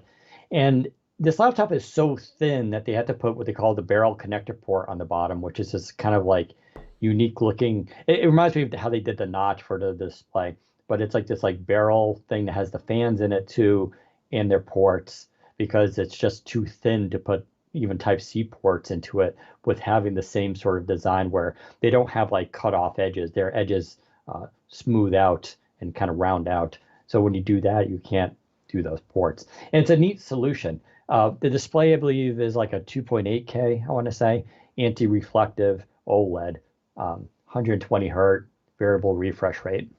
Absolutely gorgeous display. I think Lenovo, I don't know who's doing their OLED displays. I can kind of look into it if it's LG or Samsung. I think it might be LG. But their displays aren't some of the best displays I've seen recently. Like, they're just really, really nice displays. This has also, I think, an 8 megapixel camera. Yeah, pretty sure. It's a very good front-facing camera. So it's like the opposite of the Slim 9i. Like, this one is like one of the best cameras I've ever tried. It does run Intel Core Ultra series processors. And it's the V series, I believe, so not the H. So it's powerful, but it's not like the H series, which you see in some laptops. It's 14-inch, obviously. And I like it so far a lot, way more than I kind of thought I would. But it has a lot of like what Zach was kind of talking about, like a lot of forward-looking, emerging kind of technologies in it. Like, for instance, it ships with a 65-watt GAN charger, which is a way to make chargers much more compact while keeping them powerful. This is easily the smallest 65-watt charger I've ever handled. It's super tiny. It's funny to think about how, like, back in the day, even a 65-watt charger was like a small burrito and kind of weighed a lot. And now the new ones are just like, half the size of, maybe a quarter of the size. So it's very portable. Battery life is okay on it. It has a smaller 56 watt hour battery. So it does like do, I would say, between 6 and 8 hours is what it feels like so far. which isn't like, incredible, but it's also not bad, especially for everything that's going on with it. It is an Intel Aura edition, which is Lenovo teams up with Intel and co-engineers the device. It has like a feature where you can like take your phone and you kind of like knock the edge of the display, and then an Apple launch that shows all your photos on your phone. And then you can either just grab one of the photos and drag it into a folder or your desktop, or you can take a photo from your desktop and just drag it into your photos, and they'll sync back and forth. It's pretty wild. It's actually a pretty neat feature that I can see a lot of people liking. It does require the idea of using Intel Unison, which is Intel's version basically of PhoneLink. It has some pros and cons to it. It can do a little bit more than PhoneLink can. But I think PhoneLink, I don't know, I still kind of like PhoneLink's design a little bit better, but still pretty nice. They also have this new modes feature. So it has like modes like privacy, security, collaborative. And the idea is like when you hit these different modes, the laptop shifts sort of things around. So privacy, I think it blurs out some of your apps in the backgrounds. There's the performance mode, which goes faster. Security, I think, uses like a VPN automatically and connects it to the internet to make sure your computer is more secure. And it's kind of a neat idea. So this is different from, but related to sort of the performance profiles that we all know, balanced and everything else. Those sit next to it, so you can quickly just toggle them how you want. But it's kind of an interesting addition for or option for those who want to sort of change the focus of the laptop. So this is geared though at, it's for younger business users who want a ThinkPad, but also want a really nice, like looking computer, because it's super thin, it's relatively light, it's got the right hardware in it, the display is phenomenal. The audio is also surprisingly really good in it too. So it checks all the right boxes on it. But yeah, I'll be doing the ThinkPad X9 review hopefully in the next week or two. But surprisingly, I think out the gate for a new generation device, they got a lot right for it. So I think one downside that people will complain about is the lack of ports. I think it's like 2 Type-C ports. I think there's an HDMI and a headphone, and I think that's it. So it's not a lot of ports on there. But I actually don't use a lot of ports. And if you're going to give me one, I actually do kind of like HDMI, because video out is always kind of fun to do. But that's me. So have you looked up the ThinkPad X9 14? I have. It does look nice. I'm probably not in the like the target audience for a ThinkPad in general, but it does look nice, and so I'm glad it exists. Yeah. No, they I think it's a happy medium, because some people want to get rid of the track point at Lenovo. A lot of people don't, because it's associated with the brand identity. So it's like, all right, so we can't like take it out from the X1 Carbon or the Yoga or something like that. So why don't we just create a new laptop that not only takes it out, but adds some other features and designs that's more suited for younger people? And I think, that's a smart out for them, where they can kind of do that and get the best of both worlds. Yeah. It does everything else. Like the thing has a ThinkPad logo on the outside with the little red dot on the eye that glows red and pulses, which I think is just a clever thing. Like their branding for Lenovo is so iconic, so I understand why they want to be kind of conservative and not move around with it. Someone's actually talk something about Windows Phone. Bro, it's 2025. Like, we're not going to talk about Windows Phone. Get over it. It's gone. My God, people. Seriously, like if you need to get help, I think, at this point. It's just like, we get it. We did talk about it technically too at the beginning of the podcast. So, it's there if you want to, but there's something else to say about it. It's dead. Okay, so that's the X9 14 ThinkPad. What else we got on tap today? We got the MacBook Air M4. Why don't you start off that one? Yeah, so Apple announced some refreshes to its Macs this week. The Mac Studio, which got an M4 Max and an M3 Ultra, which is a bit confusing, but as far as I'm aware, the M3 Ultra is better than the M4 Max. Who knows? It's becoming as complicated as Intel and AMD processors, but it is what it is. And then also announced was a new MacBook Air with the M4 chip. Now, this caught my attention because the media was sort of up in arms. They were really praising this new MacBook and talking about how it's now got an M4 chip. It's now $100 cheaper, so it starts at $999. It has an 18-hour battery life. It comes in a brand new color, and has a better camera. All these quality of life updates, lauding it as an incredible, innovative moment in Apple's history. I don't get the hype around this laptop. I think we've talked about this in podcasts before, but I put it into an editorial which I titled "The Surface Laptop 7 makes the MacBook Air M4 seem like a bad deal." And I feel like the media is not paying too much attention to this idea that since the launch of Copilot Plus PCs last year, the MacBook Air, in my opinion, is no longer the go-to laptop. It's no longer the world's best laptop or the world's most mainstream laptop. For a long time, the MacBook was, and we've said that in the podcast before, that people like the MacBook Air. But with the Surface Laptop 7 and Copilot Plus PCs in general that launched at $1,000 last year, I think those are way better value for money than what Apple is delivering with this new version of the MacBook Air. It still has a 60Hz screen, no touchscreen, no mobile data options of any kind, no LTE, no 5G. Technically worse battery life, on paper at least, compared to the Surface Laptop 7. We'll see if that actually remains true in real testing, of course. Camera, a better camera, that's great, but the Surface laptop has had an incredible camera for a very long time, and that hasn't changed. And we've got Dell and Lenovo and HP out here also putting incredible cameras into their about $1,000 laptops. I don't know why people are so hyped about this laptop. I don't get the value here. It isn't as good as the Surface Laptop 7. The Surface Laptop 7 comes with a much better screen, 120Hz with touch. It has technically better battery life, again, to be actually determined. But it's also often way cheaper than $1,000. You can find a Surface Laptop 7 right now for $800 on Amazon. Brand new. That is a deal. That makes so much more sense than the $1,000 MacBook Air at 16 gigabytes with RAM, which is now comes as standard, by the way. Apple finally caught up. They sort of did that last year, but they finally caught up, and they're now putting 16 gigs of RAM in as base storage.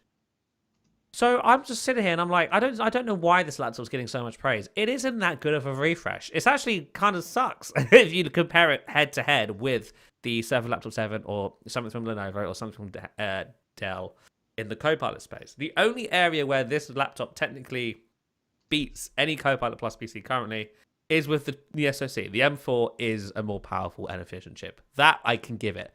But this isn't leaps and bounds better than what we have in the Snapdragon X Elite and the Surface Laptop 7, or even the X Plus. You will not notice the performance gap in day-to-day usage. For people who are buying a MacBook Air and a Surface Laptop 7, the tasks you do on those laptops, the performance increase on the M4 isn't, I think, worth the other areas in which are downgrades. So, people always say to me, or some people do at least, oh, nobody can really tell the difference between 60 hertz and 120 hertz. Yes, they can. They just don't know how to describe it to you. Everyone can tell the difference. I don't care who you are. You can tell the difference between 60 and 120 hertz. You just don't really know how to perceive it, if you understand what I'm saying. Because you literally cannot not see it. It's just obvious there with you. Also, if you're in Edge, go to Edge flags, and there's something with refresh rates. If you enable that, it's going to enable a higher refresh rate for when scrolling a web page that matches variable refresh and makes it go faster. Basically, it solves the problems I've been complaining about for years, which is Edge never felt to be super fast or fluid. But that fix, which I imagine is coming out, rolling out, does kind of fix it. I do agree with people in comments saying that what you're saying is definitely true. I think why people are excited about it is because these are just other Mac people, right? People who use Apple. But it feels like everyone in the media is a Mac person, and that sucks. That's true, And what's annoying about it is that when I try to point out these obvious facts, people call me a Microsoft fanboy. And it's like, well, if more people in the media were using Windows PCs, I think a lot more people would come to the same conclusion that the MacBook Air isn't, as it currently isn't a good deal. Give it 5G, give it 120 hertz, give it that's pretty much what it needs really to be on par with the Surface Laptop 7. I think those two are the big deals, and it doesn't. And I guess also technically the other thing the MacBook has over the Laptop 7 is it's fanless and slightly thinner and lighter. But I will add that the MacBook Air has historically been not great when it comes to sustained performance. It will Right. Yeah. throttle. Throttles. Whereas the Yeah. laptop 7 will eventually throttle, but it won't do it as soon. So it has longer sustained performance because of that fan. And I will say again, in day-to-day usage, that fan never comes on. Or if it is on, I've never heard it. It is absolutely silent. It might as well be fanless until it needs a fan. And that is, I think, the best of both worlds. And so I'm not counting that as a plus for the MacBook Air. I think actually it not having a fan kind of lets it down a little bit when it comes to sustained performance. And so, yeah, I think if you hold these up side by side, I think especially with the discounts you can find on the laptop 7 and the fact that it has a 120 hertz screen and basically perceived the same performance as an M4 MacBook Air, I just don't understand why you wouldn't go for the laptop 7 or any Copilot Plus PC that is of similar spec and design and whatnot. The funny thing is, if like you bring up the throttling of the M4, potential throttling the M4 and the Air, you probably get the response of like, well, the people buying the MacBook Air aren't really doing those kind of tasks anyway. So was that with laptop 7 is perfect for them? Yeah, then it's like, okay, so then we're kind of admitting that processor performance doesn't really matter. So you can take that off the table then, as it's like, then what are you talking about? So you can't just be like, oh, the M4 is a better chip then. It's just like, not necessarily. Yeah.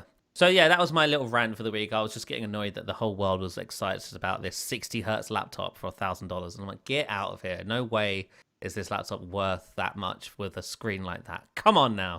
I also think it's just sort of like Stockholm syndrome a little bit, right? Because now it has 16 gigs of RAM, still smaller 256 drive, relatively, but since they lowered the price by upgradable storage. Since they lowered the price by $100, and it has 16 gigs of RAM, people are like, oh, thank you. We're not worthy. You're such a good company. As opposed to, the idea that, first of all, Apple doesn't like lowering prices. They're doing it because they need to sell more, and they're not, Yeah, I said in my editorial, it almost was like a reaction to Copilot Plus PCs, because we said it last year. Yeah. The Copilot Plus PC launch was incredible value for money at $1,000. The performance and battery life gains you were getting at that price point with 60 gigs of RAM and nice displays, 120 hertz displays, OLED displays on some laptops for $1,000. That wasn't the case a year before that. If you were spending $1,000, you weren't getting that. That wasn't you're getting 8 gigs of RAM in a lot of cases, right? And so, it became such a great value for money there. And then Apple had to respond and did the same. They've increased the RAM and storage, and they've also lowered it to $1,000 because I believe the M3 MacBook Air was $1,100, and so. What it is, but now it's $1,000, and that makes sense. And now that really does make it compete head to head with Surface Laptop 7 and other Copilot Plus PCs in its range. But like I said, you can get the Laptop 7 with an X Plus chip for usually $800, and that I think is a no-brainer. If you're looking at a base model MacBook Air, and obviously this assumes that the platform isn't a deciding factor for you, which I know for a lot of people it is, but. If you're quite, happy to go with either Mac or Windows, I just don't know why you wouldn't go with the laptop 7. I just don't. And so, yeah, that was my rant. And so, yeah, I'm sure Apple will sell 10 times the amount of MacBook Airs than laptop 7s, and I think that is a crying shame. That's okay, because we still have Lenovo, Dell, HP. That's true. Yeah, Razer, that's very true. Like all selling Asus, Acer, so it outweighs it all at the end anyway. Okay, I say we just wrap it up. Let's move on to quickly thing of the week. My thing is the movie. Well, 2 movies. Oh, I think I did one movie last week. The new movie would be Novocaine, which is coming out tomorrow, actually. So I went Monday to go see it as an early screening. Which is kind of cool. Theater around here does it. It's actually, I think I mentioned, it's a mystery screening. So all they do, it's $7 a ticket. All you know is what it's rated and its runtime, but you don't know what the movie is.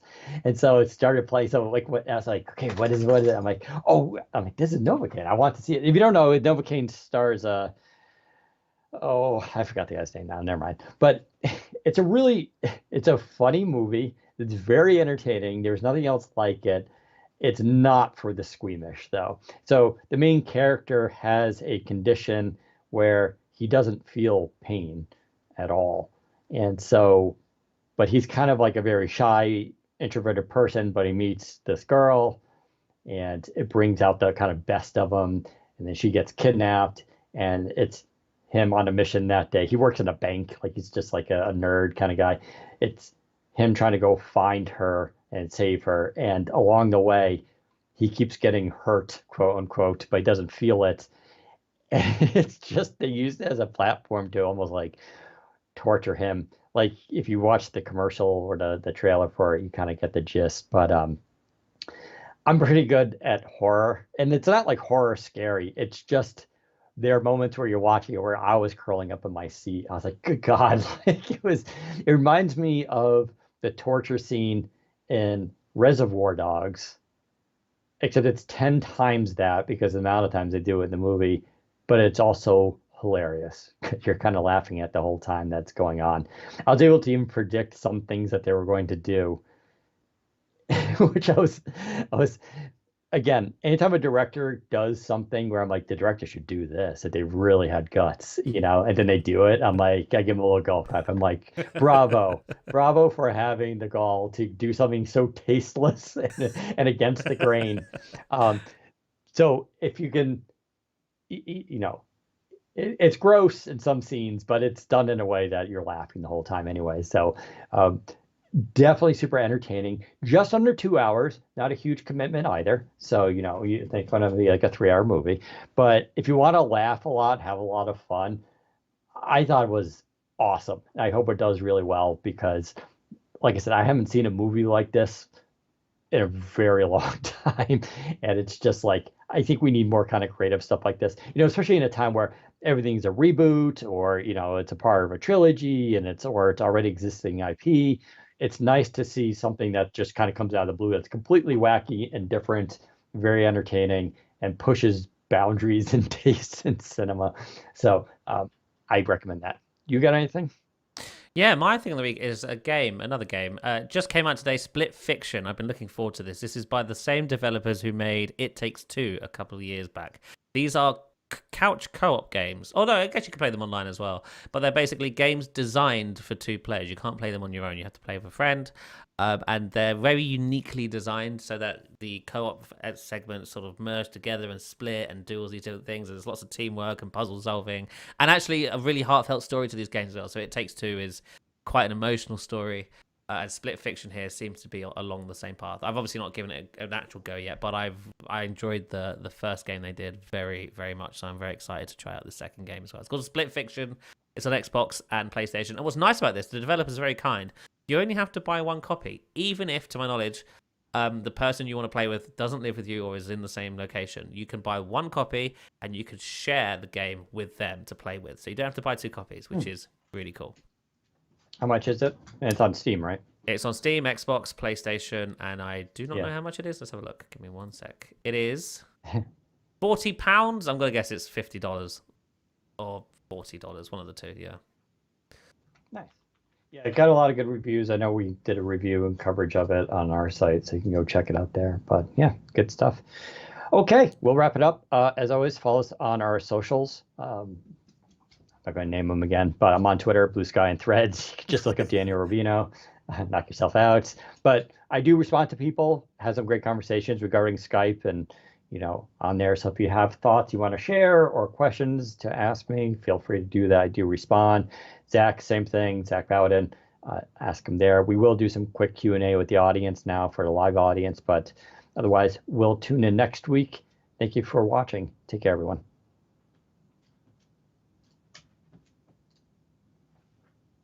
Awesome. So yes, if you have any questions, now's the time to put them in the chat. Someone says, that rant sounded like what a Linux user says to a Windows user. Yeah, except, Linux is...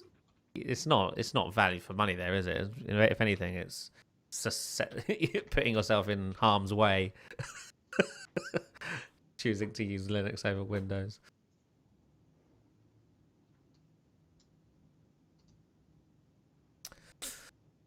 Any news on the new Surface Go devices? No. Like I said, the last I heard is Microsoft is planning to release a 12-inch-ish Surface Pro this spring, and that's probably the closest thing you're going to get to a new Surface Go, at least for the time being. Is Surface laptop really good battery life in the real world? Yes. The ARM, the Snapdragon powered laptop 7 has great battery life. Lasts all day and then some. Of course, depending on what you're doing. If you're just, writing words and browsing the web and listening to music, yeah, it'll last you all day. What is the alternative to Skype since Teams is more like a business app? Good call. Don't know. we did discuss that Telegram. during that segment. Yeah, Telegram is pretty good. WhatsApp, Yeah. those are kind of where I think that. Nice. Few minutes. The dogs are unionizing against me, wanting to go for their W. So I was asking earlier how you guys feel about the OneDrive updates. I missed this. What OneDrive update? Yes, I shared that in the Telegram that it's way better looking now, and it has like your photos. It looks really nice. It's more photo centric. They have a new search system that's much more like Google, so it's more contextual versus exact words kind of thing. It's just a better layout than their previous version. It looks less businessy and more like a, I don't know, straight up app. Like, yeah, it opens up with gallery. So it opens up and it's like a photo app, which is good because if you upload all your photos, that's what it should reflect that. Then you have albums. Although it's a little slow. Like I just hit albums and it's just like, yeah, that's right. The last time there it goes. The album's just loaded. So I stopped using OneDrive for photos ages ago. I'm all in on Google Photos now. Oh, well, with Samsung integrates it into their photos. Yeah, that's true. Which is kind of cool. So for those who don't know, Samsung uses OneDrive as their backup photo system, and it's built into the settings, which is kind of cool. So. With the 12-inch go beyond 12-inch Pro, and to my knowledge, yes.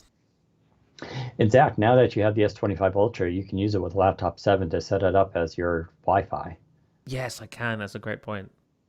So again, for those who aren't familiar with Samsung devices on Windows, you can set it up so your phone's a hotspot, which is like, okay, what's the big deal? The difference is your phone will permanently show up under your Wi-Fi networks. And all you need to do is just connect to it in Windows. You don't need to pull your phone out, turn on hotspot mode, type in codes, or make sure they match. Or if you're already paired previously, you don't need to go turn it on and worry about turning it off, right? It's just a permanent Wi-Fi. So where we go with your laptop, it's just there, and you just click it, and it'll just connect automatically without you having to take out your phone and fiddle with it. I love 5G laptops, but obviously they're more limited. This is like an amazing solution, in my opinion, if you're like in that situation like me. It's great if you're in a pinch, but it works really well. And it only worked with Samsung phones. Wasn't it like Honor phones too, or some of the Chinese brands, I think it was. But yeah.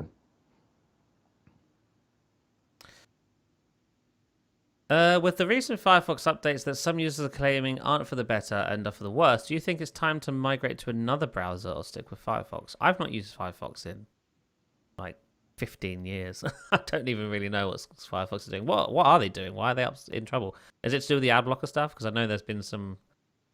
I don't know. Let me look it up. There's something with their privacy that they've... people can like betrayed some of the... Oh, they're selling data? If I were to use another browser, I use Edge because I use it on all my devices. It has everything synced up. I just like its feature set. I love the reader mode and all that. And I like Copilot being built in, right? So I'm like hooked into that stuff. And now that I can move the address bar down on Android, I'm way happy. If, however, I were to switch browsers, I would go to Brave in a heartbeat. I think Brave is an awesome browser. It works super well. It has super unique features. It's heavily focused on privacy. And it just has stuff built into it that no other browser has, including VPN. It has Tor built into it. It just has like a lot of cool tools and I like the look of it. It's just a great, great browser. And that's what I would go to if I were to use another browser. In fact, I do have it as my backup browser. Sometimes if Edge can get a little funky on something and I want to check to see if it's the browser or my internet, right? Have you tried Zen browser? I have not. With Microsoft exploring using other LLMs to power Copilot to cut costs, do you see them reducing the cost of Copilot Pro or increasing the monthly AI credits of 365? No, I do not. I think they need to cut the cost of Copilot Pro if they want people to actually use it. Because at $20, it's too expensive. But if you were to buy Copilot Pro, you probably want to use Copilot, right? So I don't know how that helps Microsoft cut I costs. feel like you need to add more value to the Copilot Pro. I don't Yeah. mind necessarily paying the $20, but I feel like it needs a little bit more. I need a Copilot uniqueness. smartphone to make it worthwhile. Sorry, Microsoft. So get on that. When is NVIDIA ARM CPU landing? So I think they're going to announce it this year. Yeah. Maybe even at Computex in May. Oh, that's possible. Soon. Wow.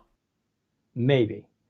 I heard, though, it won't launch at 2026, as I heard Qualcomm's exclusivity runs through 2025, not starting at 2025, which is what was previously. So I think it ends this year.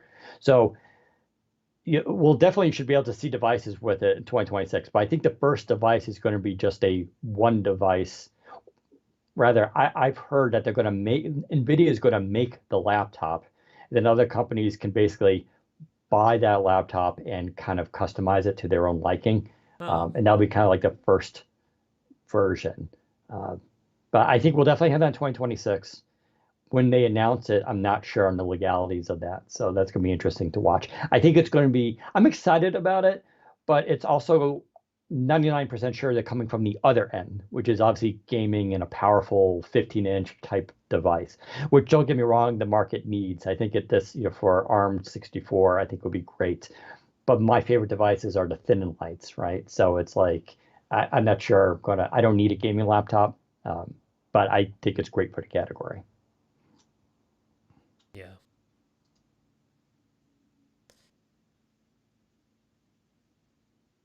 Yeah, if you really want Skype to revive, then you need to provide better video quality than other platforms, and don't forget to advertise it smartly. Microsoft always fails to advertise the best products. I agree 100%. Yeah, there was no Skype did things fine, but they didn't do things better, right? It was just, yeah. Yeah, there was definitely no one does 4K streaming, but it would have been kind of cool if that was an option. Yeah, 4K is unnecessary. 1080p is fine. If you get a high bitrate 1080p stream, that's more than enough, I think. It would have been cool if they could have done the super resolution on the back end for Skype calls. Yeah. Would that have saved them? No, but it would have been a cool feature, I think, Yeah. Did you see midway through the podcast, Skype just completely crapped itself? Yeah, I saw. Yeah. It's just, Skype is a wonderful piece of software. My favorite thing about Skype is how it never sends you notifications. Yeah. That's my favorite part. It's great, I've missed this conversation because it happened 3 days ago. Brave has reading mode and AI, and you can actually connect your own LLM. Yes, pretty much all the browsers have a kind of a reading mode now, but so that's true. Yeah, it has AI built into it, and yeah, like I said, it does things that other browsers don't, and I think it's really clever of them how they sort of separate themselves from the competition. Do you think Microsoft will keep SLS? I know you have no further info and hope to get more info during the summer, but however, if you were better man, what would you say? That's a Surface Laptop Studio. Yeah, I don't think we do know, right, Zach? But we don't. Yeah. There was a Laptop Studio 3 in the works in 2023, and it was always intended to launch at the end of this year. I don't know if it's been scrapped. I wouldn't be surprised if it's scrapped, because I've said this before. I never got the impression that laptop did a lot of. Yeah, I agree. Shipped a lot. But fingers crossed they for some reason kept it around, because it would be nice to have some.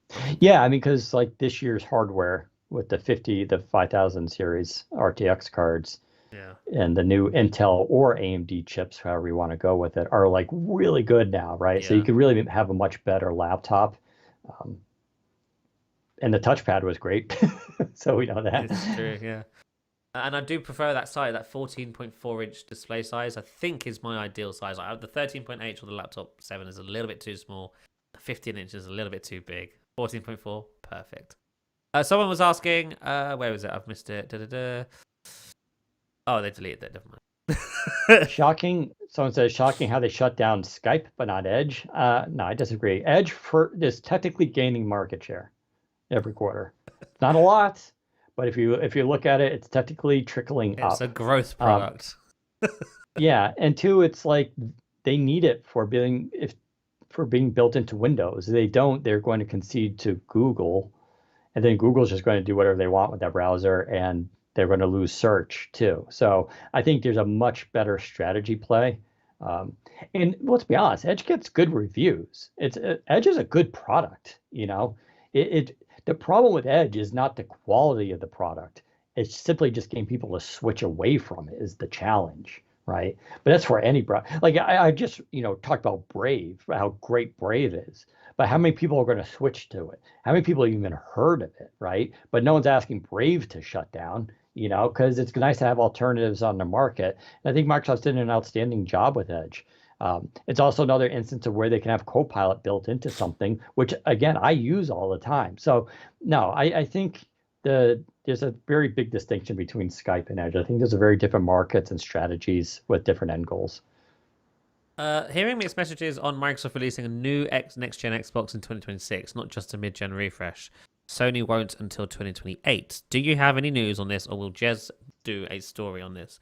I think Jez might be working on a story of some kind about some Xbox hardware. I'm not too sure on the specific details, but I was under the impression, not from Jez, but just from the general sort of zeitgeist of the gaming sphere, is that Microsoft was planning to release a handheld before the next-gen Xbox console, or at the same time as the next-gen Xbox console. The problem with the idea of next-gen and Xbox is that Xbox doesn't see generations anymore. The Xbox Series X is just an Xbox One with a better GPU and CPU. And I believe they will continue this with the next-gen Xbox. The whatever Xbox Series X2, let's call it for the minute. That will be just another Xbox One with a better CPU and GPU. And I don't see that changing. So because what's the difference between a mid-gen refresh and a next-gen refresh? The mid-gen refresh is usually just same CPU, better GPU, usually, right? Because it allows for better visuals. I'm pretty sure whatever the next Xbox console is has a better CPU in it, for sure. So I guess it is a next-gen console, but whenever it's coming, I think 2027 is the year for that. And I think maybe we'll hear about the handheld in 2026. Or we'll hear about the handheld.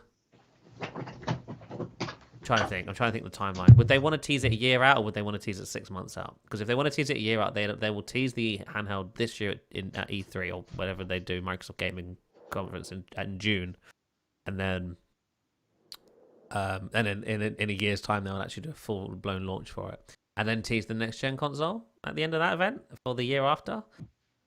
I have no idea. I don't know what the timeline for the teasing the teasing is. They usually do tease, right? They at the end of every gaming conference, if they have hardware on the horizon, they'll be like, we're teasing the next thing.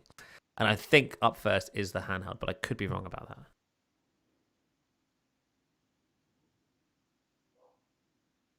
Microsoft should buy Garmin and get straight on wearables. Nah. Like, I don't know why. Like, how would Microsoft improve Garmin? Garmin's already the default, de facto wearable for hardcore runners and stuff like that. Like, I don't see what's the strategic play. How does it leverage Azure? How does it leverage Copilot? How does it leverage, like, how does it augment any of the other technologies Microsoft has, right? Because that's really the play. I don't see the value in that outside of just being like, all right, Microsoft bought them.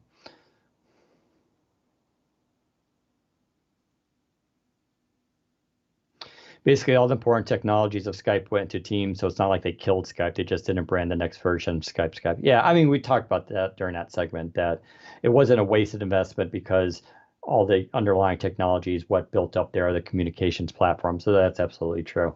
But they are killing Skype, right? Because Teams is never going to be a consumer product as much as Microsoft thinks it will be. So I think you're going to have a lot. Skype is going to shut down. People, of course, will have to leave it. They're not going to go to Teams. They're going to go to, WhatsApp. They'll go to Telegram. They'll go to something else. So, and then my camera just shut off again. Yeah. Any news on the Xbox OS for non-Microsoft handheld devices? Unfortunately, not. Again, we could hear more in June about that because there's clearly an effort to push Xbox as an ecosystem, as a platform, even for more than just Xbox hardware. But I don't know when that's expected to be announced. It could be a year from now. It could be 6 months from now. I don't know. But it's definitely coming, it seems. So basically, Surface devices boil down to Surface Pro and Surface Laptop. Why would they keep the Surface brand at all, really? It's really confusing. Well, because I think Microsoft does want to turn Surface into a profitable business for them. And I think they have a chance with the Pro and Laptop because those are their most popular product lines. It's not like nobody buys them. People do buy them. They just don't sell as much as Dell and HP and Lenovo and even Apple to an extent. But just because they don't sell as much doesn't mean they don't sell at all.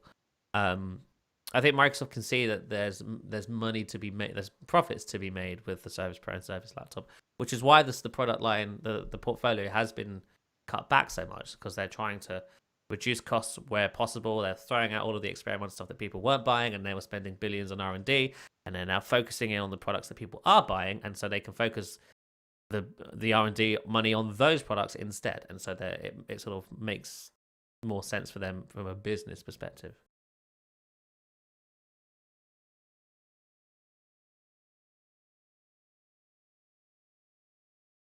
You know any native Outlook mail alternative other than WeKnow? It's a joke, or Winnow. It's a joke that their best Outlook implementation that is native is still on Mac OS. I do not.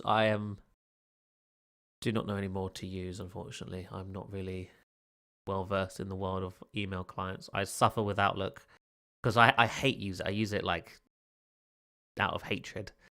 I click it every time and I'm just upset at how terrible this experience is. And every now and then it gives me a little box that says, hey, how are you liking Outlook? And it gives you an option to say, I love it, or to submit feedback. And I submit feedback every time, and I just type, bring back Windows Mail, enter. Everyone should do the same, by the way. If you see it pop up, tell them you don't like Outlook. Maybe if enough of us complain, they will change.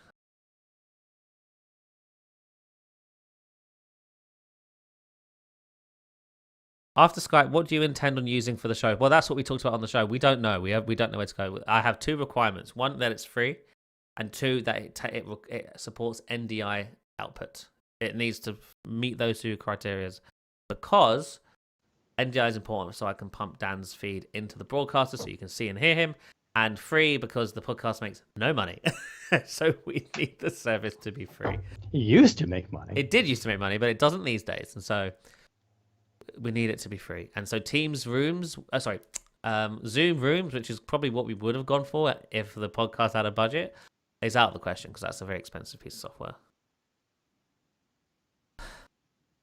But there's literally a consumer version of Teams that people can switch to and use for free. Yes, we know. It's terrible. And no one's going to use it because it's dumb. People are saying Teams supports NDI. Yes, if you use the enterprise version. The consumer version of Teams does not. I literally checked this week. That has been the case since NDI was introduced in Teams. For whatever reason, it is exclusive to the enterprise version of the app. I have searched far and wide how to enable it in the consumer version. It doesn't exist. It's not an option. It's not in there. So we need something else. Or we need to get Microsoft to add NDI to Teams Consumer. For some reason, I don't know why it isn't there. It's crazy. But it needs to cost money. Why? It shouldn't cost money. It's literally basically, for those who don't know what NDI does, it basically creates a local network for the stream to be pulled from, so that the broadcaster can tap into that network and pull the stream back into the broadcaster. You can see it and stuff. That's basically what it does. It creates a local network. It doesn't go anywhere. It's on the device. I don't know why it's not in more apps, but oh well.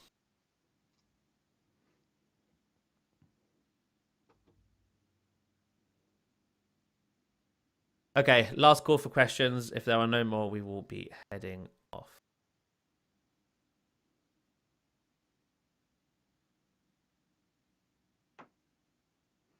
Did you answer the Surface, why they keep the Surface devices?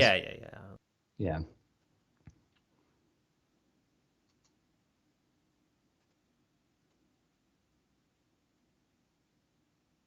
Just the podcast is going to be dead for the next few weeks after the Skype shutdown. Hopefully we'll have found a new home by then. We will find something, whether it has to be does Discord do NDI? Surely. Linux.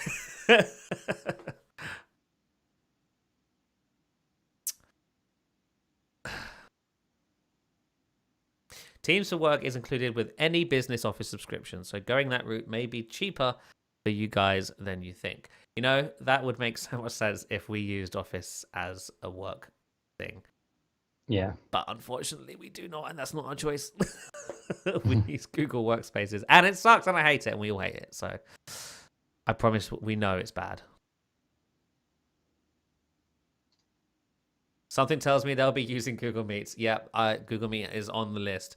Even though that doesn't do NDI, I can technically screen grab it, which isn't. To be fair, I don't want to do that. That's really lame. But we'll see.